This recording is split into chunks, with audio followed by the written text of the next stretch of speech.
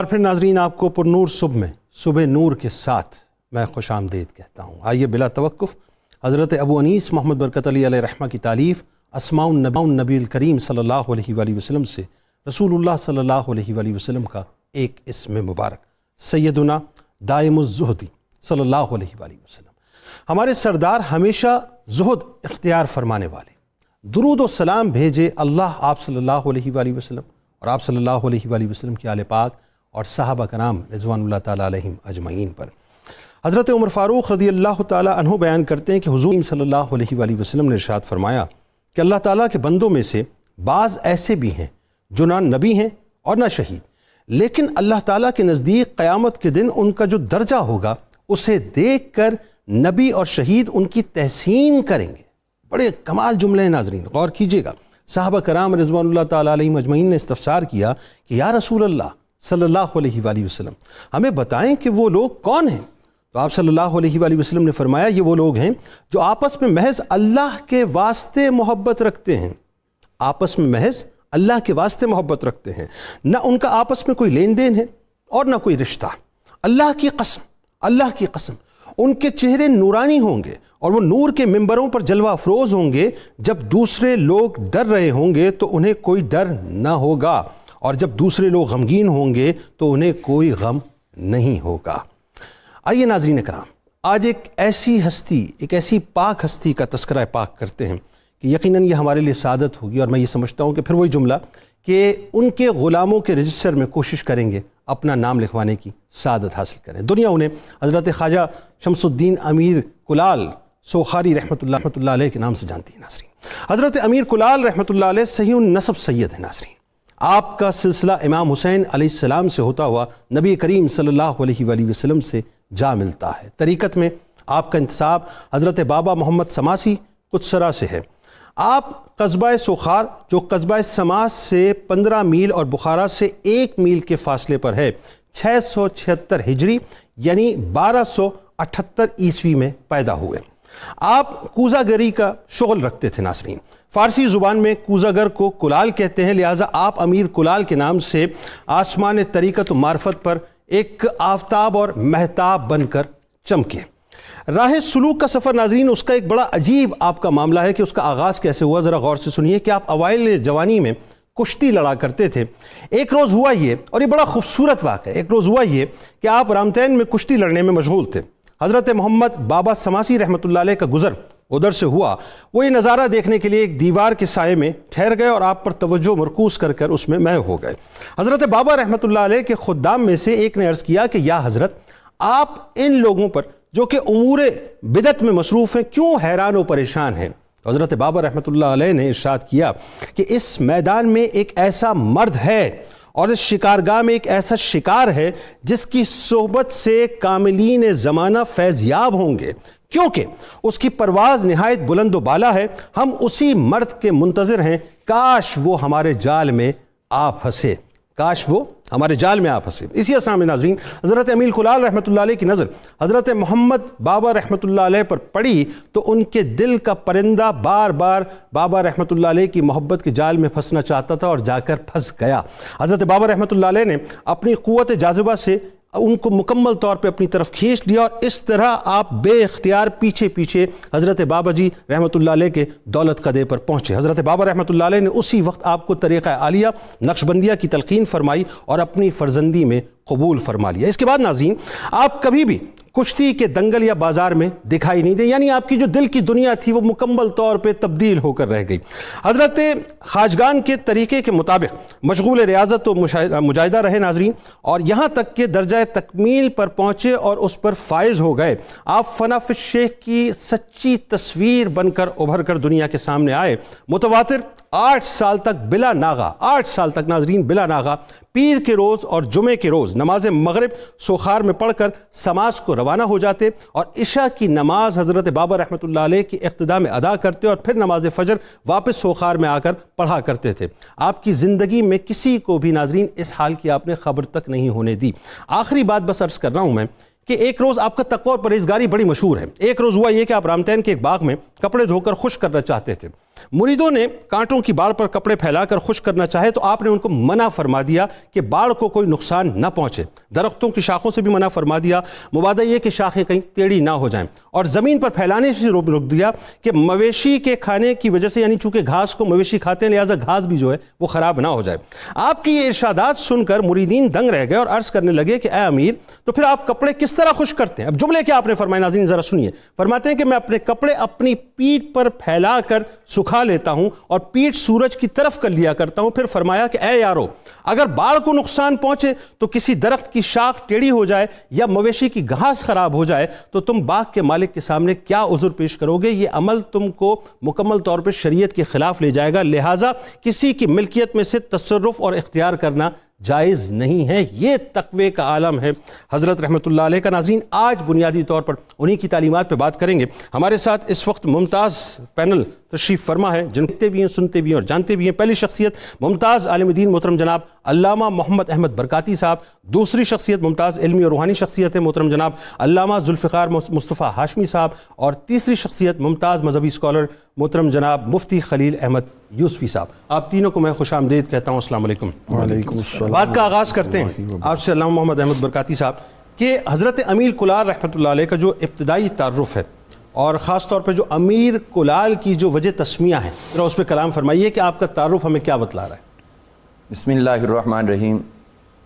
औलिया का ज़िक्र जो है वो यकीनन गुनाहों का कफ़ारा हुआ करता है, बेशक, और अल्लाह ताला की रहमतों का ये पेश ख़ैमा हुआ करता है।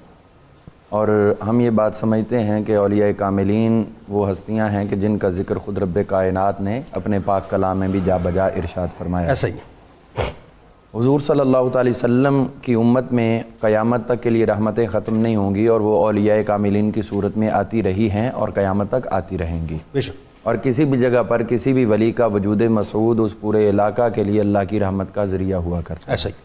और ये सुबह नूर जो है, इसकी जो नूरानी साहतें हैं वो यही ज़ाहिर किया करती हैं कि औलिया से मोहब्बत करने वालों से ये ज़मीन अभी खाली नहीं हुई, बल्कि उनके मुहिब्बीन जो हैं उनको आगे सबक देना मतलूब व मकसूद है कि आने वाली दुनिया भी उनकी मोहब्बत में जाम बीती रहे। बिल्कुल ऐसा, इसमें कोई दूसरी राय। आज जिस हस्ती के लिए हम उनके उर्स पाक के हवाले से, उनके विसाल पाक के हवाले से गुफ्तगू कर रहे हैं, 8 जमादिउल अव्वल जो है वो सन 772 हिजरी में हज़रत सैयदना अमीर कुलाल रहमतुल्लाहि ताला अलैह आपका यौम विसाल है। तो मैं एक हदीस पाक से अपनी गुफ्तगू का आगाज़ करना चाहता हूँ। मुस्नद अहमद के अंदर मौजूद है, हुज़ूर सल्लल्लाहु अलैहि वसल्लम के विसाल बाकमाल के पूरा 1 साल बाद एक ताबई जो हैं वो मदीना मुनव्वरा में हाज़िर हुए। तो वो बयान करते हैं कि जब मैं मदीना मुनव्वरा मस्जिद नबी शरीफ हाज़िर हुआ तो वहाँ सहाबा इकराम रिदवान अलैहिम मजमईन मस्जिद में कसरत से मौजूद थे और हज़रत सैयदना अबू बकर सिद्दीक़ रज़ियल्लाहु ताला अन्हु आप उस वक़्त ख़िताब फरमा चुके थे। और आपने ख़िताब शुरू किया हज़रत सैयदना अबू बकर सिद्दीक़ रज़ियल्लाहु अन्हु, तो आपने ये जुमला बोला 3 मरतबा, क़ाम फ़ीना रसूलुल्लाह सल्लल्लाहु अलैहि वसल्लम फ़ीना आमल अव्वल। आज से 1 पूरा साल पहले हमारे दरमियान हुजूर सल्लल्लाहु अलैहि वसल्लम तशरीफ़ फरमा थे। फिर उसके बाद आपने यही जुमला बोला, फ़खाना का तिल आबरा, तो जो आंसू हैं उन्होंने आपका गला दबा दिया, यानी शिद्दत के साथ आपकी आवाज़ नहीं निकल रही थी, इतना गम महसूस फरमा रहे थे। फिर आपने यही जुमला बोला, फिर यही जुमला बोला, फिर आपने आगे खिताब किया और जो सहाबा इकराम हैं उनके लिए, उनको आपने दुआ के लिए कहा कि आफियत की दुआ करो। तो ये हदीस पाक जो है ये बता रही है कि किसी के विसाल के पूरा 1 साल बाद अगर आप उनके ज़िक्र खैर को अपनी ज़ुबानों पे लाते हो और लोगों को जमा करते हो और उनमें ज़िक्र करते हो, तो ये कोई आम काम नहीं है, बल्कि वही काम है जो सहाबा इकराम रिदवान अलैहिम अजमईन अशरा मुबशरा समेत सब ने सर, उनका तो हर पल ज़िक्र मुस्तफ़ा में गुज़रा जो है ना, यही इसी चीज़ को हम उर्स कहा करते हैं, यही चीज़ उर्स है। ठीक है, तो आज हम उर्स पाक के हवाले से बात करें। हज़रत अमीर कुलाल रहमतुल्लाहि ताला अलैह, जिस तरह के आपने बयान कर दिया, बुखारा शरीफ ये आपका मस्कन था और बुखारा को उससे पहले निस्बत इमाम बुखारी रहमतुल्लाह अलैह की हासिल हो चुकी थी और उसके बाद अबू हफ्स बुखारी रहमतुल्लाह अलैह दीगर जो हैं वो यहाँ पर मौजूद थे, उनके नाम से शोहरत थी। आपके हवाले से ये बात कुलाल क्यों कहते हैं, ये आप चूँकि कूज़ागर थे, जिस तरह के मिट्टी के बर्तन बनाने वाले, ये आप बनाया करते थे, लेकिन पेशे के तौर पे आपने ज़राअत को इख्तियार किया हुआ था। तो कुलाल बुखारा की ज़ुबान में जो है वो कूज़ागर को कहते हैं, इसीलिए आपको کلال کا نام ملا، نام آپ کا امیر تھا، آپ اپنے جو خاندانی پس منظر ہے اس حوالے سے حضرت سیدنا امام علی رضا علیہ الصلوۃ والسلام ان کی اولاد امجاد میں سے ہیں، واہ سبحان اللہ، اس حوالے سے آپ سید ہیں اور حسینی سید ہیں۔ ٹھیک، اچھا اس کا مطلب یہ ہوا کہ کلال ایک تو یہ کہ وہ آپ کا مشغلہ تھا کوزہ گری نا، جی جی، زراعت آپ کا پیشہ ہوا اور کشتی کا آپ کو شوق تھا، لیکن وہی بات ہے کہ جب نظر پڑی پیر و مرشد کی تو سارا معاملہ جو ہے دنیا کا وہ تبدیل ہو گیا مکمل۔ جی، تو ان کو میں یہ عرض کرتا ہوں، جب اپنی والدہ محترمہ کے شکم میں تھے تو آپ کی والدہ بیان کیا کرتی ہیں کہ ویسے تو بہت احتیاط کرتی تھی، لیکن کبھی کبھار ایسا لقمہ جو مشتبہ ہوتا وہ میں تناول کر لیتی، آپ میرے شکم میں تھے تب تک آپ میرے شکم میں انگڑائیاں لیتے، اپنے وجود کو اکڑاتے رہتے اور مجھے درد اور تکلیف ہوتی جب تک وہ لقمہ میرے منہ سے دوبارہ باہر واپس۔ اللہ اکبر، اللہ تو یہ ولایت کا اظہار آپ کا دنیا میں آنے سے پہلے ہی اللہ تعالیٰ نے ماں کے شکم سے فرمایا، یعنی ولایت کا اظہار ولادت سے پہلے، ولادت سے پہلے ہی ولایت کا اظہار ہو چکا۔ اب بات یہ ہے کہ یہ جو ان کی صفت ہے اس پہ میں خاص طور پہ آج پینل سے کلام کروں گا اور میں چاہوں گا کہ آپ اس پہ گفتگو فرمائیں، کیونکہ آپ کے یہاں شریعت کی ایک تو پابندی بڑی سخت، دوسرا رزق حلال صدق مقال کا معاملہ آپ کے یہاں جو ہے بڑا سخت اور شدید تھا۔ لیکن اس سے پہلے میں چاہتا ہوں ذرا سا اپنا علامہ ذوالفقار ہاشمی صاحب آپ یہ فرمائیں کہ حضرت امیر کلال رحمۃ اللہ علیہ کے شیخ طریقت نے حضرت امیر کلال رحمۃ اللہ علیہ کے اندر وہ کون سی مطلب ایسی بات دیکھی، کیونکہ ایک شخصیت جا رہی ہیں اور ایک شخصیت جو ہے وہ کشتی لڑ رہی ہیں، لیکن کیا نگاہ کیا بات ایسی ہے کہ پڑھی اور اپنے حلقہ ارادت میں ان کو جو ہے داخل کر لیا؟ بسم اللہ الرحمن الرحیم۔ جنید بھائی، یہ اللہ تبارک و تعالیٰ نے نور فراست جو مومن کو عطا فرمایا ہوتا ہے، اور خاص طور پہ ارواح جب عالم ارواح میں الستو بربکم کا جواب دیتے ہوئے مانوس ہوئیں آپس میں، اور اس وقت وہاں پر جو ان کی انسیت پیدا ہوئی اور اس کی تکرار جو ان کے دلوں میں موجود ہوتی ہے، ان کی سماعتوں میں موجود ہوتی ہے، واہ واہ واہ، وہ دنیا میں گزرتے وقت کہیں اور مقام پر موجود ان کی نظروں ان کی سماعتوں سے ٹکرا جائے تو وہ آپس میں ایک میگنیٹک فیلڈ جو ہے وہ کہہ لیجیے کہ ڈیولپ ہوتی ہے۔ یعنی آپ کا کہنا یہ، اس کو ذرا میں آسان کر کے سمجھنا چاہوں گا کہ وہ جو الستو بربکم وہ جو وعدہ تھا، ٹھیک ہے جی، اس میں جن ارواح کو ملایا تھا وہ وہیں شناسہ ہو گئی تھی، اس کی تجدید دنیا میں آ کے ہو رہی ہے۔ جی بالکل ایسے ہی، وہاں ملا دی گئی تھیں، یہاں کے دوبارہ جو ہے مطلب بالکل ایسے ہی۔ وہ جو کہ ان کی نظر جو ہے یہ کیمیا گر ہوتے ہیں، یہ پھر تلاش میں رہتے ہیں۔ سبحان اللہ۔ جی، تو وہ گزر تو آپ اکھاڑے کے پاس سے رہے تھے، لیکن آپ کی نظر جب ان پر پڑی تو وہ پھر ٹک گئی نظر، اور وہاں سے ان کو اٹھا لیا اور اٹھا کے پھر کہہ لیجیے کہ اس اکھاڑے سے اٹھا کے آپ کو، جو کہ آپ پہلوانی کے فن کے ماہر تھے، آپ کو فن عرفان کا ماہر بنا دیا۔ یعنی یوں کہیے کہ روحانیت کے جوہری نے ایک جوہر نایاب کو جو ہے وہ اٹھا لیا وہاں سے۔ بالکل ایسے ہی، بالکل ایسے ہی۔ اور پھر یہ اللہ تبارک و تعالیٰ کا قانون قدرت ہے جو صبح قیامت تک رہے گا۔ رب تعالیٰ عز و جل نے کچھ دو ضابطے پیدا فرمائے ہیں جو کہہ لیجیے کہ مقرر فرمائے ہیں، جس کو قرآن حکیم فرقان مجید میں اس طرح سے ارشاد فرمایا گیا کہ اللہ یجتبی الیہ من یشاء وَيَهْدِي إِلَيْهِ مَن يُنِيبُ، کہ اللہ تبارک و تعالیٰ اپنے بندوں کو چن لیتا ہے جس کو چاہتا ہے۔ ایک تو طریقہ کار یہ ہے منتخب شدہ، اور دوسرا چننے کا طریقہ کار یہ ہے کہ یا پھر دنیا میں وہ کہیں مگن ہوتے ہیں، ان کو ہدایت عطا فرما کے انابت کے رستے سے، توبہ کے رستے سے اللہ تبارک و تعالیٰ اپنی طرف جو ہے وہ ہدایت عطا فرما اللہ اکبر، اللہ اکبر۔ تو یہ اگر دیکھیں آپ آج کی ہماری ممدوح شخصیت کو، تو آپ دونوں جو صفات ہیں، یہ دونوں کمالات ہیں، یہ دونوں جہتیں ہیں، اس کی مرقع اور مسجع نظر آتی ہے۔ ایک طرف آپ پیدائشی ولی بھی ہیں، دوسری طرف آپ دنیا داری کے اندر مشغول ہیں، اور نگاہ مرشد پڑتی ہے اور وہاں سے آپ کو جو ہے وہ منتخب کر کے اٹھا لیا جاتا ہے، اور پھر آپ کی اس انداز سے کہہ لیجیے کہ تربیت کی جاتی ہے کہ جیسے آپ انٹرو میں بھی بات کر رہے تھے کہ شریعت مطہرہ کی پاسداری آپ کی زندگی کا ایک جزو لا ینفک ہو جاتا ہے کہ کبھی اس پہ آپ اس کو مطلب اس کو چھوڑتے نہیں ہیں۔ اچھا، اس پہ تو کلام کرنا ہے، لیکن اس کا مطلب یہ ہوا کہ وہ روحانیت کی وہ میگنیٹک ویوز جس کا آپ نے اشارہ کیا کہ ولادت سے پہلے ولایت کا اعلان ہو چکا ہے، لیکن چونکہ دنیا داری میں مشغول ہیں، جانا اسی راستے میں، مسافر اسی راستے کے، منزل وہی ہے، تو وہیں ان کو کھینچ لیا گیا۔ ایسا ہی ہوا پھر؟ بالکل ایسے ہی، بالکل ایسا ہی ہے۔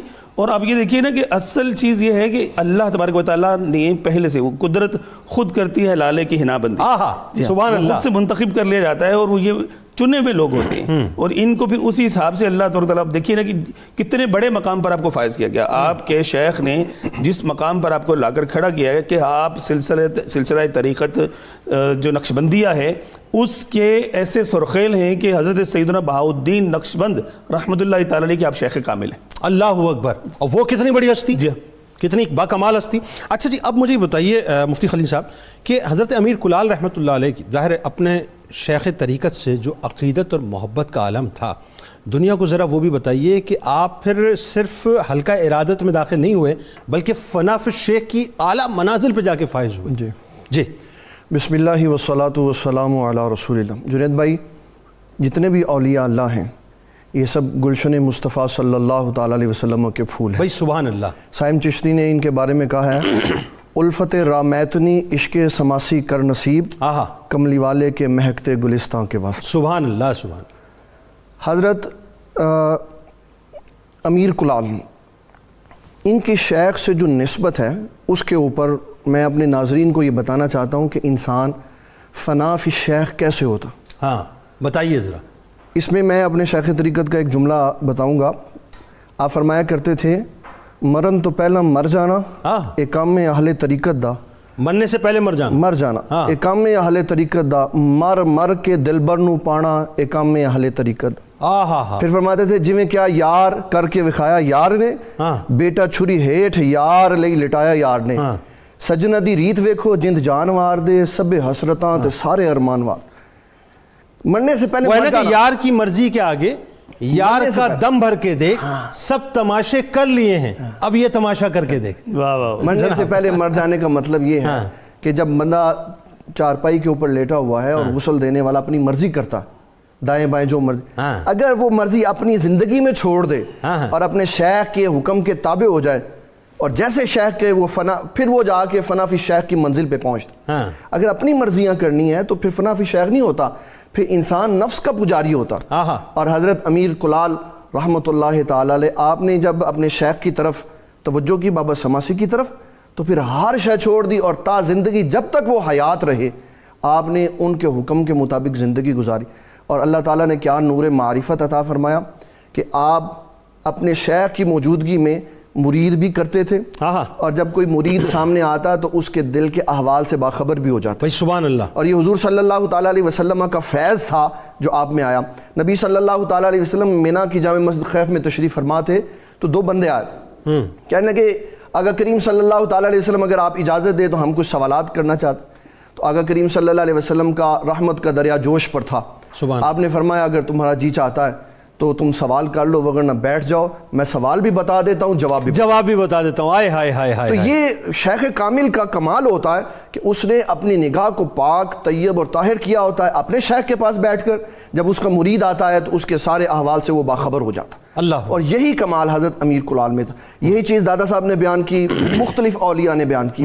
دادا صاحب رحمۃ اللہ علیہ فرماتے ہیں میں اپنے شیخ کا سامان پکڑ کے ساتھ چلا ہوا تھا تو دل میں خیال آیا علی حجویری جو کچھ ملنا ہے اللہ تعالیٰ نے دے دینا، ان کے پیچھے چلنے کا کیا فائدہ. تو فرمایا شیخ نے فوری میرے دل کے خیال کے اوپر نظر ڈالی اور میری طرف رخ کر کے کہنے لگے علی حجویری بات ٹھیک ہے کہ جو ملنا ہے وہ مل جانا ہے لیکن بزرگوں کی خدمت سے اللہ درجات بلند فرما دیتا. واہ واہ واہ واہ. تو امیر کلال کا سب سے بڑا خاصہ یہ تھا کوئی بات کرنے کے لیے آپ کے پاس آتا اس کو سوال کہنے کی ضرورت نہیں پیش آتی تھی، آپ سوال بھی بتا دیتے تھے جواب بھی بتا دیتے تھے. یعنی اس کے دل پر پہلے ہی آپ کی نگاہ ہوتی تھی. بالکل پہلے ہی نگاہ ہوتی. روشن ضمیری کے اس مقام پہ تھے کہ پردے آپ کے سامنے پھر پردے نہیں. بالکل ایسا ہی. اچھا جی ابھی بتائیے علامہ برکاتی صاحب کہ ایک تو بات یہ ہو گئی کہ حضرت سماسی رحمۃ اللہ علیہ جو آپ کے شیخ تھے، آپ بنیادی طور پہ پھر اس کا مطلب یہ ہے نا کہ وہی بات ہے کہ وہ جو صبغت اللہ کی جو منزل ہے کہ جہاں پہ اللہ کا رنگ، پھر اللہ کا رنگ جو ہے جب منتقل ہوتا ہے بندوں کے اندر تو صورتحال بڑی دوسری ہو جاتی ہے. تو حضرت سماسی رحمۃ اللہ علیہ کے رنگ میں آپ اتنے رنگ چکے تھے کہ پھر اس کے علاوہ آپ کو کچھ اور نظر نہیں آتا. ایسے ہی تھا. جی بالکل ایسے ہی ہے. اصل میں جو بزرگان دین ہیں ان کا ایک طریقہ رہا ہے کہ جب وہ کسی پہ اپنا رنگ چڑھاتے ہیں تو پھر وہ چیک بھی کرتے ہیں کہ یہ واقعی اس منزل تک پہنچا ہے کہ نہیں. تو اس چیز کی اصل بھی قرآن مجید میں موجود ہے. وہ حضرت سیدنا سلیمان علیہ السلام کا کہنا کہ کون ملکہ بلقیس کا تخت لائے گا، جبکہ خود لا سکتے تھے لیکن آپ دیکھنا یہ چاہتے تھے کہ میری خدمت میں رہ کر یہ لوگ کس درجہ تک پہنچے، اور پھر آصف بن برقیہ نے لا کے دکھایا. بالکل ایسا ہے. سیم اسی طرح حضرت بابا سماسی رحمۃ اللہ علیہ آپ کی خدمت میں یہ بھی حاضر تھے، حضرت امیر کلال رحمۃ اللہ علیہ. تو آپ کی خدمت میں جب حاضر تھے تو بہت زیادہ آپ کو وہ عطا فرما چکے تھے. اب باہر دو لوگوں کی آپس میں لڑائی ہو گئی. جب لڑائی ہوئی ایک نے دوسرے کو مارا اس کے دانت ٹوٹ گئے. جب دانت ٹوٹے تو جھگڑا بڑھ گیا. اب وہ سب کا یہاں پر ہوا اتفاق, بابا سماسی کے پاس جاتے ہیں, جو فیصلہ کریں گے ہم قبول کریں گے. اب وہ دونوں فریق آگے, وہ دیت کا قصاص کا مطالبہ تھا ان کا. تو جب ادھر آئے تو آپ نے فرمایا کہ کیا ہم ایسا کوئی حل نہ کر دیں جو دونوں فریقوں کے لیے قابل عزت بھی ہو, واہ, اور پھر تمہارا مسئلہ بھی ختم ہو جائے. ٹھیک ہے. تو انہوں نے کہا جی اگر ایسا ہو جائے تو ٹھیک ہے. جو جس کو مضروب تھا وہ کہنے لگا کہ میں معاف کر دوں گا. ٹھیک. تو آپ نے فرمایا جو دانت ٹوٹے تھے وہ لے کے آؤ. وہ دانت آپ کو پیش کیے گئے. آپ نے حضرت امیر کلال سے فرمایا کہ یہ اب تم آگے کا کام کر کے دکھاؤ, اسے آگے تم کر کے دکھاؤ. اللہ. حضرت امیر کلال نے وہ دانت پکڑے اور فرمانے لگے جہاں جہاں سے ٹوٹے ہیں وہاں پر دوبارہ لگاؤ. انہوں نے پکڑ کے لگائے. آپ نے دعا کی, چہرے پہ ہاتھ پھیرا, فرمایا دیکھو تو وہ دانت اس طرح مضبوط ہو چکے تھے شاید پہلے بھی اتنے مضبوط. اللہ اکبر. اب یہ حضرت امیر کلال رحمت اللہ علیہ سے پہلے پیر و مرشد خود کر سکتے تھے, لیکن انہوں نے بلوا کے ان کے ہاتھوں سے کروایا کہ جو شیخ کا رنگ ہے وہ کس قدر چڑھا ہے, جیسے حضرت سلیمان علیہ السلام نے کیا. لیکن یہاں ایک بات کی وضاحت بھی فرما دیجئے کہ وہ جو آپ نے فرمایا نا کہ دعا کے لیے ہاتھ اٹھائے, یعنی یہ نبی کریم صلی اللہ علیہ وآلہ وسلم کا طریقہ ہے نا کہ آپ نے جو ہے ما فوق العقل کوئی بات جو ہے کر کے نہیں دکھائی, بلکہ وہ کر کے دکھایا جو طریقت مصطفیٰ صلی اللہ علیہ وسلم. اچھا, اس سے آگے پھر جب ان کا اپنا ٹائم آیا, حضرت بہاؤالدین نقشبند رحمت اللہ تعالی علیہ, آپ جب ایک اور اپنے مصاحب محمد زاہد کے ساتھ آ رہے تھے تو راستے میں اس نے جو گفتگو ہوئی تو کہنے لگا کہ حضرت مجھے بتائیے کہ یہ جو اللہ والوں کے منہ سے نکلتا ہے فوری طور پر ہو جاؤ تو وہ کیسے ہوتا ہے. فرمایا وہ اس طرح ہوتا ہے کہ میں جیسے تمہیں کہوں مر جاؤ تو تم مر جاؤ. ابھی یہ جملہ نکلا منہ سے, وہ دھڑم کر کے نیچے گرا اور فوت ہو گیا. اللہ. محمد زاہد فوت ہو گیا. آپ ایک جگہ پہ بیٹھ کے بھی یہ کیا ہو گیا, میں نے تو کہا تھا بھی ایک مثال دے رہا تھا تو یہ تو واقعی فوت ہو گیا. تو آپ دوپہر تک وہاں بیٹھے رہے. بھی اب میں اس کا کیا کروں, دھوپ کی وجہ سے, تمازت کی وجہ سے لاش کی کیفیت بگڑنا شروع ہو گئی. پھر آپ کے ذہن میں اچانک آیا کہ جیسے میں نے اس کو کہا تھا نا مر جاؤ, اب میں ویسے اس کو کہتا ہوں زندہ ہو جاؤ. تو جیسے ہی آپ نے کہا چلو محمد زاہد زندہ ہو جاؤ, اس کے اندر روح واپس آئی اور وہ فوری طور پر سیدھا کھڑا ہو گیا. اب جب حضرت امیر کلال کی خدمت میں یہ حاضر ہوئے حضرت بہاؤالدین نقشبند رحمۃ اللہ علیہ, تو راستے کا منظر پورا بیان کیا اور عرض کی حضور میں نے اسے کہا تھا کہ مر جاؤ تو یہ مر گیا. پھر بڑی دیر یہ اسی طرح پڑا رہا. تو امیر کلال نے فوری فرمایا تم نے پھر یہ کیوں نہیں کہا کہ زندہ ہو جاؤ, یہ کیوں نہیں کہا. تو عرض کی حضور پھر اس کے بعد دوپہر ٹائم جا کے میں نے یہ کہا تھا تو زندہ ہو گیا. تو آپ نے فرمایا اللہ تعالیٰ نے تمہاری زبان کو صحیح فرما دیا.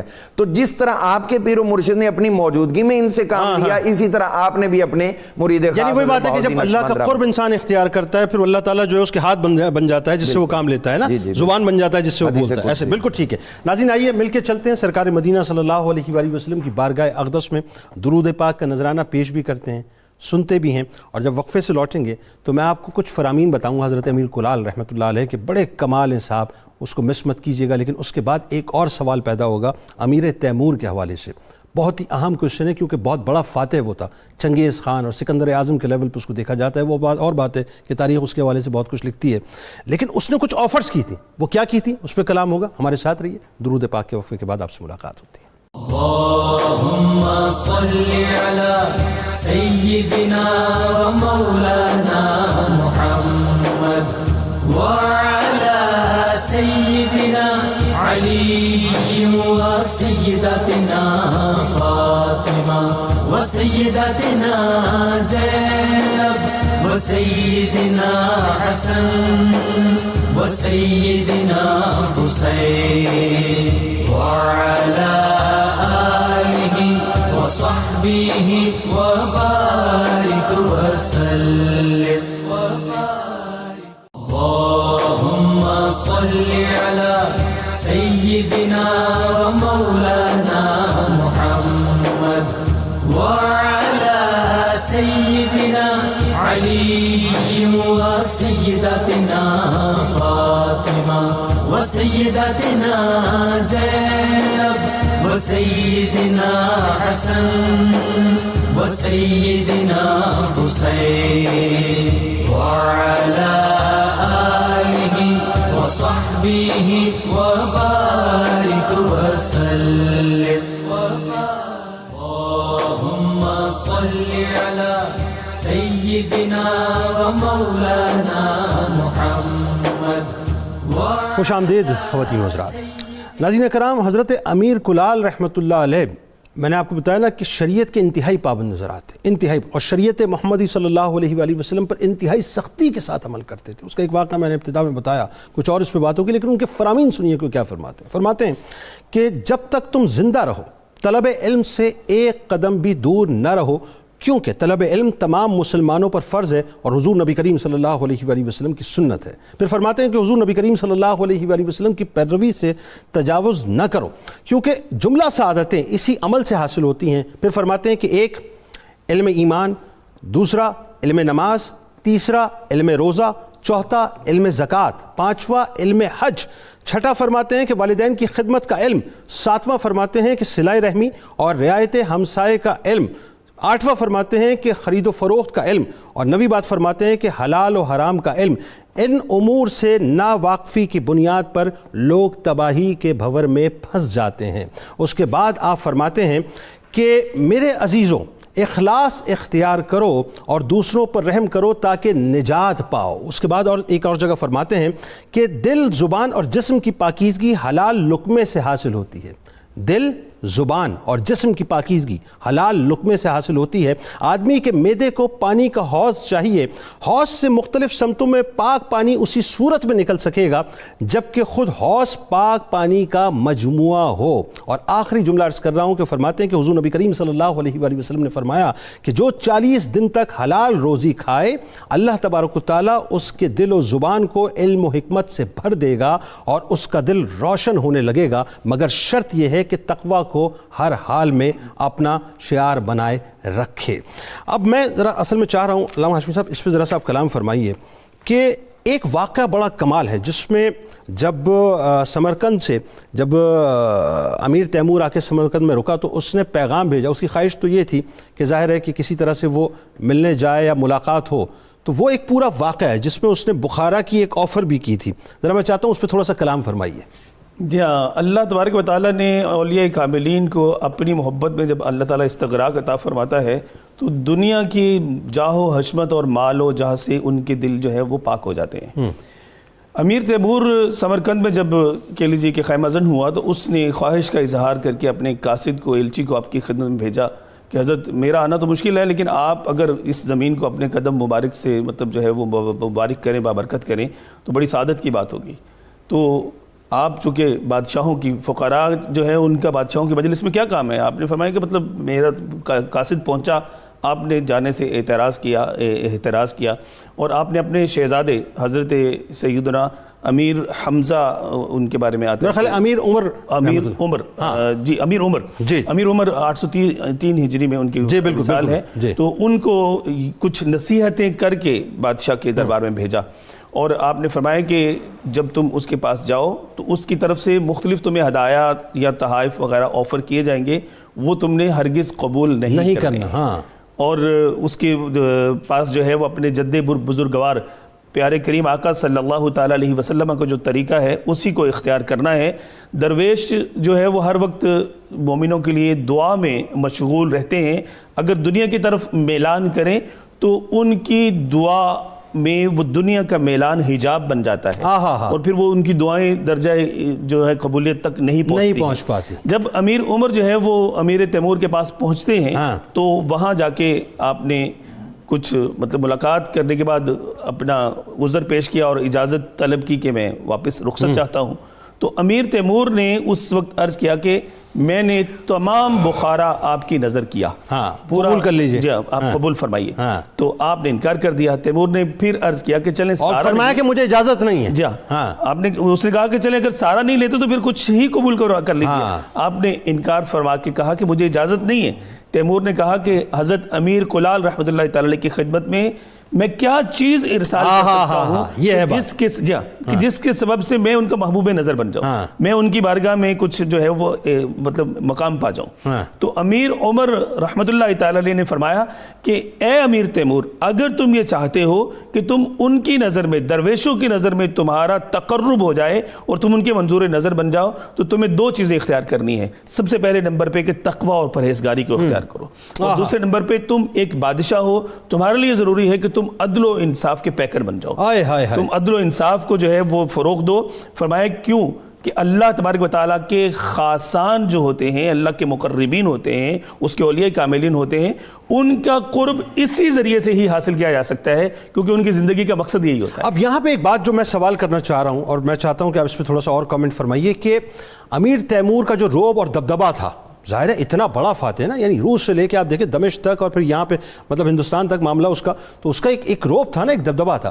لیکن وہی بات ہے کہ اس کے باوجود بھی جو ہے آپ نے اس کی آفر کو قبول نہیں کیا، آپ نے دنیا کو قبول نہیں کیا. اتنی بڑی آفر دی گئی کہ پورا بخارا جو ہے میں آپ کو دے دیتا ہوں آپ نے. اس کا مطلب یہ ہوا کہ جو اللہ کے پیارے ہیں اور خاص طور پہ امیر کلال رحمۃ اللہ علیہ جو شریعت محمدی صلی اللہ علیہ وسلم کے پابند ہیں، آپ کے نزدیک دنیا کی کوئی وقت ہی نہیں تھی. جی ایسے ہی ہے. آپ دیکھیں نا کہ جیسے آپ نے ابھی ان کے ملفوظات کچھ سنائے، انہی ملفوظات میں ایک چیز ہے کہ آپ فرماتے ہیں کہ جو اللہ سے نہیں ڈرتا اس سے نہ ڈرو، اس سے مروب ہونے کی ضرورت نہیں ہے، اور جو اللہ سے ڈرتا ہے جس کے دل میں خشیت الہی ہے اس سے ڈرو، اس سے بچو. اور وہ بندوں سے نہیں ڈرتا، پھر وہ بندوں سے نہیں ڈرتا، اس کے دل میں اللہ تبارک تعالیٰ مطلب اپنا جو کہہ لیجیے کہ نور داخل ایسا فرما دیتا ہے کہ لوگوں کے دلوں میں اس کا رعب طاری ہو جاتا ہے.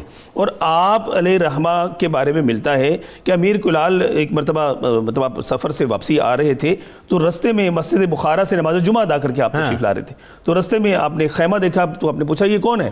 تو بتایا گیا کہ یہ امیر جو تیمور ہے اس نے خیمہ لگایا ہوا ہے. تو آپ کی آواز سن کے وہ بھی باہر آپ کی خدمت میں حاضر ہو گیا.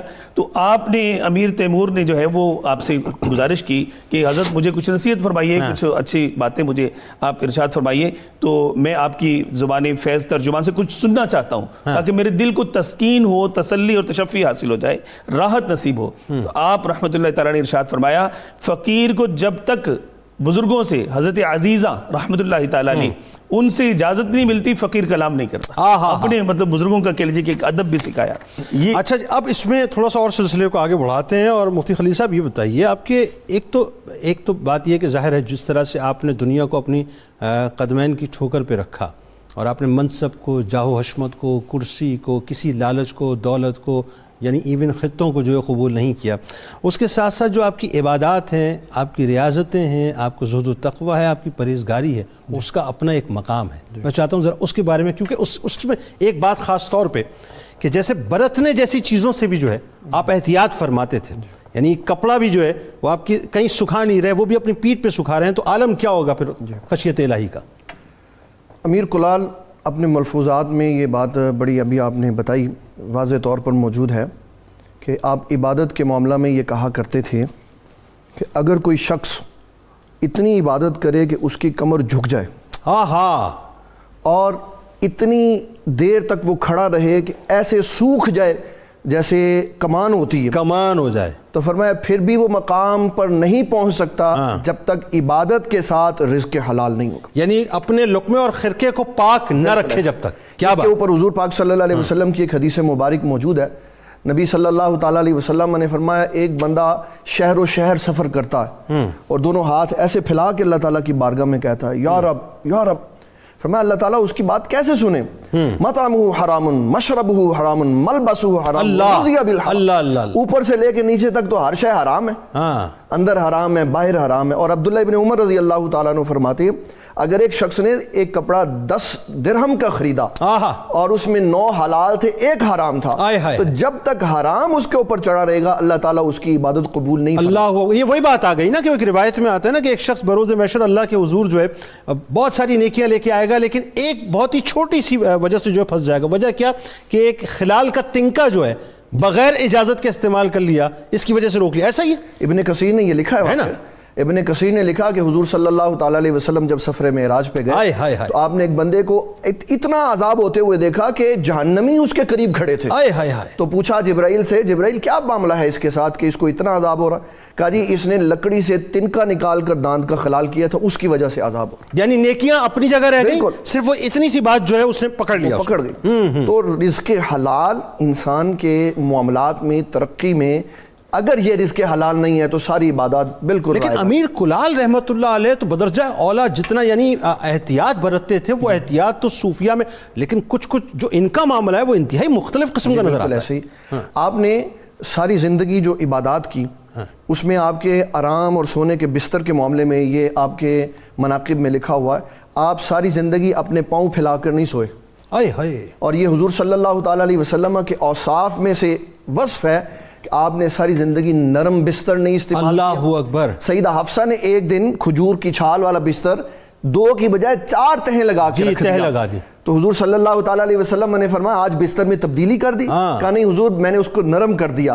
فرمایا اسی لیے تہجد میں اٹھنے میں مشکل پیش آئی. تو جب تک عبادت میں استقامت نہیں ہوگی، تسلسل نہیں ہوگا، تو پھر قوم کو کیا دیا جائے گا؟ ان اللہ والوں کی زندگیاں ہمیں یہ بتاتی ہیں کہ انہوں نے اپنی نیندوں کو، اپنے آرام کو پس پش ڈال دیا ہوتا ہے اور دن رات اللہ تعالیٰ کی عبادت میں مصروف رہتے ہیں. ٹھیک. اچھا اس میں علامہ برکاتی صاحب ایک بات اور بھی بڑی اہم ہے نا کہ ایک طرف تو ظاہر ہے آپ کو زہد و تقویٰ، آپ کی عبادات، آپ کی ریاضات، میں چاہتا ہوں کہ اس پہ آپ بھی کلام فرمائیے. پھر اس کے ساتھ ساتھ رزق حلال، احتیاط کا برتنا، اور پھر کرامتوں کا ظہور ہونا آپ سے، کیونکہ کرامات بھی آپ کی بڑی مشہور ہیں نا. اس پہ تھوڑا سا قرآن اور حدیث کی روشنی میں تھوڑا اس سے ریلیونٹ کر کے بتائیے. جی اس میں اگر ہم بنیاد دیکھیں تو بزرگوں کے ہاں ایک جملہ چلتا ہے، طالب الدنیا مؤنثن، ہاں، طالب العقبہ مخنثن، طالب المولا مذکرن. بھائی کیا بات ہے. تو وہ ساری زندگی طالب المولا والی ہی منزل کی طرف راغب یہ ذرا لوگوں کو ترجمہ کر کے بھی بتائیے تاکہ آسانی سے لوگوں کو سمجھ آئے.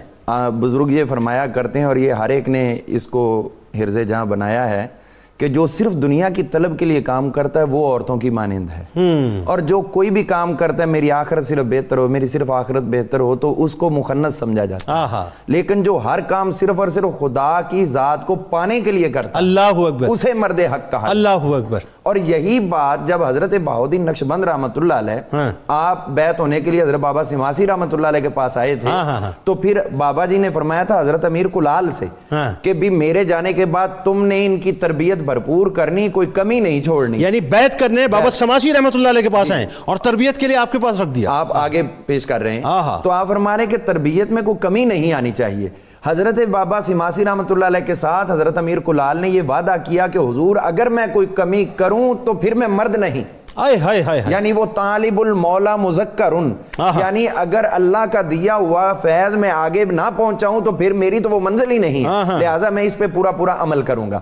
ہم دیکھتے ہیں کہ حضرت امیر کلال رحمۃ اللہ تعالی کا جو آپ نے کہا کہ ان کا جو زہد و تقوی، ان کی عبادت کی کیفیت، تو اس میں یہ آپ کا مشہور واقعہ ملتا ہے کہ 8 برس تک مسلسل آپ اپنے گھر سے حضرت بابا سماسی رحمۃ اللہ علیہ کے پاس سماس کے اندر یہاں مغرب کی نماز پڑھ کے جاتے اور عشاء کی نماز بابا جی کے پیچھے ادا کرتے اور فجر کی نماز واپس اپنے ہی گاؤں میں آ کے ادا کرتے، اور 8 سال تک کسی کو نہیں پتا آپ جاتے بھی ہیں اور واپس بھی آتے. یعنی کیا استقامت ہوگی. استقامت. اور اس میں ایک بات جو ہے وہ میں حدیث پاک کی صورت میں عرض کرنا چاہوں گا، تمام مساجد کے اندر نماز پڑھنے کا ثواب یکساں ہے سوائے 3 مساجد کے جو حضور صلی اللہ علیہ وسلم نے تخصیص کر دی. باقی کسی اور جگہ پہ آپ زیادہ ثواب سمجھ کے نہیں جا سکتے، لیکن وہاں کوئی اہل اللہ موجود ہیں تو پھر ان کا تصور اور قصد کر کے وہاں جا سکتے ہیں. لیکن اس میں ایک اور بات بھی آ گئی نا، یعنی آپ یہ دیکھیے کہ کتنا کانسٹنٹلی اور یوں کہیے کہ کتنا آپ نے جو ہے وہ اپنی ایک یعنی مستقل بنیادوں پر جو ہے اپنا ساتھ اپنے شیخ کے ساتھ رکھا.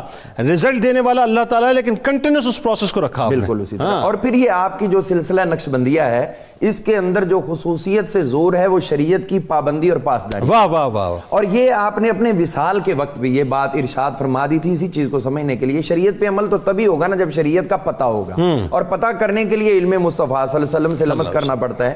تو آپ نے اپنے بیٹوں کو، اولاد کو اور خلفاء کو یہ بات اپنے وصال پہ وصایا کی صورت میں عطا کی کہ بیٹا ہمیشہ علماء کی صحبت اختیار کرنا. واہ واہ واہ. چونکہ جو علماء کی صحبت اختیار کرتے ہیں وہی دین کو سمجھتے ہیں، اور جو دین کو سمجھتے ہیں وہی اس پہ عمل کرتے ہیں. اچھا 114 کے قریب میرا خیال ہے ان کے خلفاء ہے نا ایسا. جی بالکل اسی طرح ہے. اور پھر حضرت سیدنا امیر کلال رحمۃ اللہ تعالی علیہ آپ نے جو اپنے وصال کے وقت بات فرمائی تھی، فرمایا اللہ تعالیٰ نے یا ایھا الذین آمنوا قوا انفسکم واہلیکم نارا، ایمان والو خود کو بچاؤ جہنم کی آگ سے اور اپنے گھر والوں کو بچاؤ. اور اس کے ساتھ متصل آپ نے ایک واقعہ بیان کیا اور فضیل بن عیاض کے ایک مصاحب کا، تو کہنے لگے کہ ان کو دیکھا گیا کہ سخت ترین سردی کی اندر بھی صرف ایک انہوں نے کرتا پہنا اور جسم سے ان کے پسینہ جو ہے وہ نچڑ رہا ہے. تو یہ حیرت میں پڑ گئے کہ لوگوں کو سردی لگ رہی ہے اور آپ کا پسینہ نکل رہا ہے، تو اس کی کیا وجہ؟ انہوں نے کہا میں آ رہا تھا تو راستے میں ایک جگہ پہ کوئی غلطی ہو رہی تھی اور میں اس کو روک سکتا تھا، اس گناہ کو بچا سکتا تھا جہنم کی آگ سے، لیکن نہ بچا پایا، توجہ نہ کی، کچھ میں نے اس پہ سستی کر دی. اب واپس آیا ہوں تو میں وہ تصور کرتا ہوں تو مجھے اتنی شرمندگی ہوتی کہ میں قیامت کے دن اللہ کو کیا کیا اس کا جواب دوں؟ تو اسی لیے میں لرز جاتا ہوں. تو یہ آپ نے مثال دے کے ساتھ اپنے مثال پہ فرمایا کہ صرف اپنے آپ کو نہ بچاؤ بلکہ دوسروں کو بچانے کے لیے بھی کوشش کرو. جس طرح دعوت اسلامی والے بھی کہتے ہیں ہمیں اپنی اور ساری دنیا کے لوگوں کی اصلاح کی کوشش کرنی ہے. بالکل ٹھیک ہے جی, بالکل ٹھیک ہے جی. اچھا, اس میں علامہ ذوالفقار مصطفیٰ ہاشمی صاحب بھی بتائیے, ایک مجھے وہ واقعہ یاد آ گیا کہ جس کی ریلیونسی میں حضرت امیر کلال رحمۃ اللہ علیہ نے سرکار مدینہ صلی اللہ علیہ وآلہ وسلم کی ایک حدیث مبارکہ بیان کی, اور آپ نے فرمایا کہ اصرار کے ساتھ کوئی صغیرہ نہیں بلکہ کبیرہ ہو جاتا ہے, اور استغفار کے ساتھ کوئی کبیرہ نہیں رہتا. یعنی اس کے بعد آپ نے یہ بھی فرمایا کہ راہ خدا کسی پر نہیں کھلتا جب تک کہ وہ تقوی کو اپنا شعار نہ بنا لے.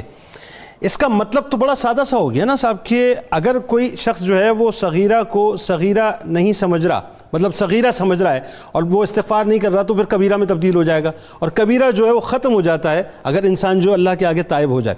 یعنی امیر کلال رحمۃ اللہ علیہ بنیادی طور پہ نقوش پائے مصطفیٰ صلی اللہ علیہ وآلہ وسلم کی پیروی کی مکمل طور پہ دعوت دے رہے ہیں, ایسا ہی ہے؟ بالکل ایسا ہی جی, بالکل ایسا ہی ہے. اور آپ یہ دیکھیے کہ سنت مصطفیٰ صلی اللہ تعالیٰ علیہ وسلم کے حوالے سے آپ کی وصایا میں آپ کے جو ملفوظات ہیں اس میں اتنی تاکید ملتی ہے کہ آپ رحمۃ اللہ تعالیٰ علیہ اپنے مصاحبین کو یہ بات فرمایا کرتے تھے کہ اپنے اعمال کی کسوٹی سنت رسول صلی اللہ تعالیٰ علیہ وسلم پر رکھو, کہ اپنا جو بھی عمل کرنا ہے پہلے دیکھو کہ سنت مصطفیٰ صلی اللہ علیہ وسلم میں اس کی نظیر ملتی ہے, جو کام اس کسوٹی پر پورا اترے اس پر عمل کرو. بھائی کیا بات, اور جو اس کسوٹی پر پورا نہ اترے اس پر جو ہے وہ عمل کرنا غلط ہے اور گمراہی ہے. سبحان اللہ. اور آپ دیکھیے کہ یہ وہ بنیادیں ہیں جو ہمارے بزرگوں نے قائم فرمائی کہ جس پر صحیح سلسلہ طریقت, سلسلہ تصوف جو ہے وہ قائم ہے.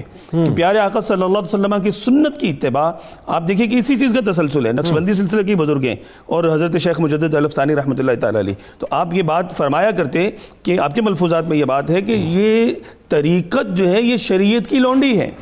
طریقت پر جو ہے وہ کاربند اسی وقت رہ سکتے ہو جب تک تم شریعت پر کاربند ہو. شریعت کے رستے کو چھوڑ کر کوئی اور رستہ اختیار کرنا یہ غلط ہے, یہ گمراہی ہے, یہ تمہیں جو ہے وہ اللہ تبارک و تعالیٰ تک واصل باللہ ہونے تک جو ہے وہ تمہیں نہیں لے کر جاتا. آج مطلب آپ دیکھیں کہ اگر ہم موجودہ معاشرے کی بات کریں تو صریحاً احکامات خداوندی, احکامات مصطفیٰ, سنت مصطفیٰ صلی اللہ علیہ وسلم کی پامالی, اخلاق کا مطلب اخلاق و تخلط کا ایک ماحول, مخلوط کہہ لیجیے کہ نشست گاہیں, اور نماز, روزے, دیگر احکامات شریعت کی کوئی پابندی کا سلسلہ نہیں ہے. اور لوگ جو ہے وہ کہہ لیجیے کہ صوفی بن کے بیٹھے ہوتے ہیں, صوفیانہ مجالس منعقد کر رہے ہوتے ہیں, یا کہہ لیجیے کہ پیر طریقت بن کے بیٹھے ہوتے ہیں, جبکہ طریقت کی یہ راہیں ہیں کہ جو ہمارے ان بزرگوں نے ہمیں ایک ایک کر کے نکھار کے کہہ لیجیے کہ بتا دی, اور کسی قسم کا اس میں کسی قسم کی کوئی ملاوٹ پیدا نہیں. اس میں کوئی غلو بھی نہیں, میرا خیال ہے نہ اس میں کوئی غلو ہے, نہ اس میں کوئی تصنع ہے, نہ کوئی بناوٹ ہے, نہ دنیا داری ہے. بلکہ میں تو یہ کہتا ہوں کہ اصلاح احوال کے حوالے سے جس انداز سے اس وقت ہم چونکہ حضرت امیر کلال رحمۃ اللہ علیہ کا تذکرہ پاک کر رہے ہیں, تو اصلاح احوال پہ جتنا آپ نے کام کیا ہے اور جتنی باریک بینی سے کام کیا اور جتنا ڈیپتھ میں جا کے لوگوں کو بتایا ہے کہ ہمیں کتنا بچنا چاہیے, میرا خیال ہے یہ آج کے دور کی ایک بہت بڑی مثال ہے, اور ہمیں سمجھنا چاہیے کہ ہمیں جو ہے ان کی پیروی کرنی چاہیے. کیا فرمائیں گے؟ جو اولیاء اللہ ہوتے ہیں وہ ہر میدان میں کام کرتے ہیں. امیر کلال رحمۃ اللہ تعالیٰ علیہ آپ دین میں بھی, تجارت میں بھی, جس طرح بھی آپ نے 9 علوم بتائے ہیں, سب کی تربیت فرماتے تھے. اس کے ساتھ ساتھ آپ حج ٹرینر بھی تھے, اور جب حج کے قافلے جاتے ان کو اپنے پاس بٹھا کر نقشہ بنا کر بتاتے یہ رکن ایسے ادا کرنا. تو ابو الحفظ کبیر کی مجلس میں آپ بیٹھے ہوئے حج کی ٹریننگ دے رہے تھے, تو ایک بندہ کھڑا ہو کے شرارتی سا تھا, کہنے لگا آپ نے تو حج کیا ہی نہیں, تو آپ کیسے تربیت دے دیں؟ کیا بات, آپ نے پکڑ کے سارا کعبۃ اللہ دکھا دیا. اللہ اکبر. فرمایا یہ دیکھو سب کچھ سامنے. اور اس کی ایک دلیل یہ بھی ملتی ہے کہ آپ آخری عمر میں مکہ المکرمہ اور مدینہ المنورہ سے ایک وفد آیا آپ سے ملنے کے لیے. آپ کے بیٹے نے پوچھا آپ کون ہیں؟ حضرت تو وصال فرما گئے. کہنے لگے ہم تو پچھلے 30 سال سے حضرت کے مرید ہیں. کہا آپ کہاں سے مرید ہیں؟ کہا ہم مکہ المکرمہ میں مدینہ المنورہ میں. کہا حضرت نے تو کبھی حج فرمایا نہیں. وہ کہنے لگے آپ کمال کرتے ہیں, وہ تو ہر سال ہمارے ساتھ 32-33 سال میرا خیال ہے. اور اس میں ایک بندہ سوال کر دیتا ہے کہ یہ کیسے ممکن ہے کہ ایک جگہ یہاں موجود ہے, دوسری جگہ وہاں موجود ہے. تو اس کے لیے غور کرنے کی بات ہے, ملک الموت کو بھی تو اللہ نے یہ اعزاز بخشا ہے نا کہ ایک وقت میں ہزاروں جگہوں پہ ہوتا ہے. تو اولیاء اللہ بھی یہ سارے کمالات کرتے. اور آپ بہادر بھی بڑے تھے. اس کی نہیں آسان سی مثال اور کر لیتے نا تاکہ لوگوں کو سمجھ آ جائے مفتی صاحب. بات یہ ہے کہ یہ تو آپ نے بہت بڑی بات فرما دی, بہت آسان کر لیتے ہیں بات. مین میڈ ہے نا یہ سارا سیٹلائٹ کا سسٹم, مین میڈ ہے نا. اور اس وقت مفتی خلیل صاحب جو ہیں ایک ہی وقت میں ہزاروں نہیں لاکھوں نہیں کروڑوں گھروں میں دیکھے جا رہے ہیں. تو یہ تو انسانوں کی بات ہے. تو جو انسان بنانے والا ہے اس نے انسان کو اشرف بنا کر کتنی بڑی طاقت دی اور مقام کیا ہے پھر. حضرت امیر کلال رحمۃ اللہ علیہ, آپ اپنے ساتھیوں کے ساتھ جا رہے تھے تو راستے میں شیر آ گیا. ولی اللہ بہادر ہوتے ہیں, ڈرتے نہیں ہیں. تو آپ نے اس کو پکڑا اور سائڈ پہ کر دیا. اور یہ بیان ہی حضور صلی اللہ تعالیٰ علیہ وسلم کی عنایت تھی کہ حضرت سفینہ رضی اللہ تعالیٰ حضور کے غلام, جی جی, آپ جنگل میں گئے تو شیر آ گیا. جب آپ اپنے لشکر سے بچھڑ گئے, اب وہ چاہتا تھا کہ میں پکڑوں, تو حضرت سفینہ رضی اللہ تعالیٰ عنہ نے کہا کہ بھائی بات سنو یا ابو الحارث, اور شیر یہ دھیان رکھنا میں حضور کا غلام ہوں.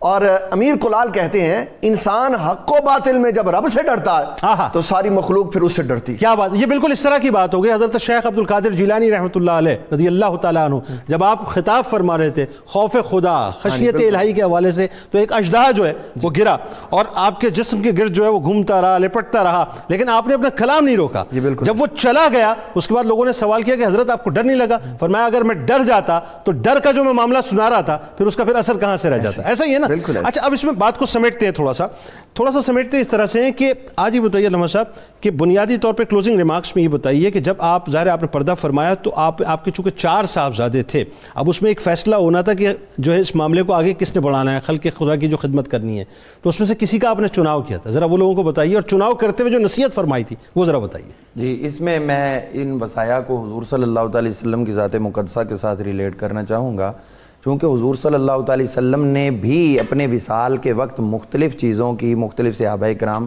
رضوان اللہ علیہم اجمعین کو ڈیوٹیاں سونپی تھیں. جی. تو جس طرح حضور صلی اللہ علیہ وسلم کے روحانی سلاسل کے فیوز و برکات اکثر ترین حضرت سیدنا مولا علی المرتضیٰ شیر خدا سے ظاہر ہوئے تینوں سلسلے, اور ایک جو ہے جس کا ہم ذکر کر رہے ہیں یہ حضرت سیدنا ابو بکر صدیق رضی اللہ تعالیٰ عنہ سلسلہ نقشبندیہ سے ظاہر ہو رہا ہے. اب یہ دونوں اپنا جو سلسلے آ رہے ہیں حضرت ابو بکر صدیق سے اور حضرت سیدنا عمر فاروق حضرت مولا علی المرتضیٰ شیر خدا سے, سیم اسی طرح آپ کا جو روحانی فیض ہے وہ تو اصل ظاہر ہوا حضرت سیدنا بہاؤالدین نقشبند رحمۃ اللہ علیہ سے, اور لیکن حضرت جو عارف تھے رحمۃ اللہ علیہ آپ کے صاحبزادے, ان کو آپ نے جو وصیت کر دی تھی کہ مجھے تم دونوں نے لاحد میں اتارنا ہے, تم دونوں نے مجھے لاحد میں اتارنا ہے. تو حضرت بہاؤالدین نقشبند رحمۃ اللہ علیہ اور آپ کے صاحبزادے حضرت عارف رحمۃ اللہ علیہ انہوں نے آپ کو دونوں نے اتارا, اور یہ سیم اسی طرح چلا گیا جس طرح خود حضور صلی اللہ علیہ وسلم کو حضرت مولا علی المرتضیٰ شیر خدا اور حضرت سیدنا عباس رضی اللہ تعالیٰ سبحان اللہ سبحان اللہ سبحان اللہ سبحان اللہ. تو یہ سارے فیوز و برکات جو ہے ادھر سے ہی, لیکن ذمہ داریاں آپ نے اپنے بیٹے امیر حمزہ رحمۃ اللہ علیہ کو اپنی جو خاندانی تھی اور دیگر, اور جو آپ نے طریقت کا سلسلہ تھا وہ حضرت بہاؤالدین نقشبند سے, اور یہ آپ نے فرمایا تھا کہ میں نے تمہاری تربیت میں اپنے سینے کو سکھا دیا ہے, یعنی جتنے علوم و معارف تھے ایک قطرہ بھی اپنے پاس نہیں رکھا, ساری تمہیں. سبحان اللہ. مختصر کامنٹ آپ دونوں کے. جی ہاں, تربیت آپ کی مجلس کا جو ہے وہ خاص عنصر نظر آتا ہے, اور آپ دیکھیے کہ اپنے مریدین کو, اپنے متعلقین جو بھی آپ کی خدمت میں حاضر ہوا کرتے تھے, ان کو اعتدال کے ساتھ خرچ کرنے کا مشورہ دیتے, میانہ روی کو اختیار کرنے کی تربیت دیتے, سنت مصطفیٰ صلی اللہ علیہ وسلم کی پاسداری کی تربیت دیتے, اور رزق حلال کمانے کے حوالے سے یہ کہتے کہ اس میں مشغول مت ہو جاؤ, جتنا احتیاج ہے اتنا حاصل کرو, اور جو ہے اس کو خرچ کرو, خرچ کرنے میں ہاتھ تنگ نہ کرو, کنجوسی اختیار نہ کرو, بخل سے بچو, اور جب تمہارے پاس موجود ہو تو بھروسہ موجود پر نہ کرو بلکہ اللہ تبارک تعالیٰ کی ذات پر بھروسہ رکھو, اس کی ذات پر جو ہے وہ یقین رکھو, مسبب پر بھروسہ ہونا چاہیے, مسبب پر, اسباب پر جو ہے تمہارا بھروسہ نہیں ہونا چاہیے. یہ ساری مطلب کہہ لیجیے کہ اس طرح سے دلوں کو کھرچ کے ان کے اندر سے وہ رذالتیں اور خباثتیں اور دنیا کے رذائل جو ہے وہ نکال کے نورانیت اللہ تبارک تعالیٰ کا قرب, اس کی معرفت, اس کا عرفان اس انداز سے بھر دیتے تھے کہ آپ کی مجلس سے جو ہے وہ اٹھنے والے لوگ زمانے کو منور کرنے والے. کوئی بات نہیں, اصلاح احوال. جی آخر میں علم کے شہدائی تھے, خود بھی سیکھتے اور دوسروں کو بھی سکھاتے. سبحان اللہ. حضور صلی اللہ علیہ وسلم کی بارگاہ میں ایک بندہ بیٹھا ہوا تھا تو ملک الموت آئے, کہا حضور اس نے ابھی فوت ہو جانا. تو جب آپ نے اس کو بتایا تو کہنے لگا حضور مجھے کوئی ایسا عمل بتا دیں کہ روح نکلے میں ساتھ ہی جنت میں چلا جاؤں. آپ نے فرمایا علم سیکھنا شروع کر دو, تو جو ہی روح قبض ہوگی اللہ تعالیٰ تمہیں جنت. اللہ اکبر. علم کی طرف توجہ دی کہ حضور صلی اللہ تعالیٰ علیہ وسلم کی میراث جو اولیاء اللہ میں آئی ہے وہ علم ہے، واہ، اور اسی کو سیکھو گے تو اللہ کا قرب حاصل۔ لیکن علم کے ساتھ انکساری بھی تو ضروری ہے۔ جی بالکل، اصل یہ تو بات لازم و ملزوم ہے۔ لازم و ملزوم ہے۔ آپ تینوں کا بہت شکریہ، آپ تشریف لائے۔ آئیے جناب چلتے ہیں کتاب الشفا کی جانب۔ دل کی بیماریوں کا علاج، بہت ہی کمال علاج ہے جو آپ کے سامنے پیش کر رہا ہوں۔ ہر فرض نماز کے بعد دل پر ہاتھ رکھ کر اول و آخر درود پاک کے ساتھ یہ کلمات، یا اللہ یا قوی القادر المقتدر قونی وقلبی پڑھیں، انشاءاللہ دل کی تمام بیماریوں سے شفا مل جائے گی۔ حضرت خواجہ سید امیر کلال رحمۃ اللہ علیہ فرماتے ہیں کہ اپنے اعمال میں اخلاص پیدا کرو۔ کیا کرو؟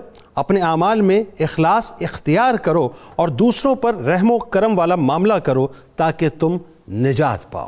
اگر ابھی تک آپ نے ہمیں ٹویٹر پہ جوائن نہیں کیا تو فوراً فالو کر لیجئے، فیس بک پیج کو اگر آپ نے نہیں کیا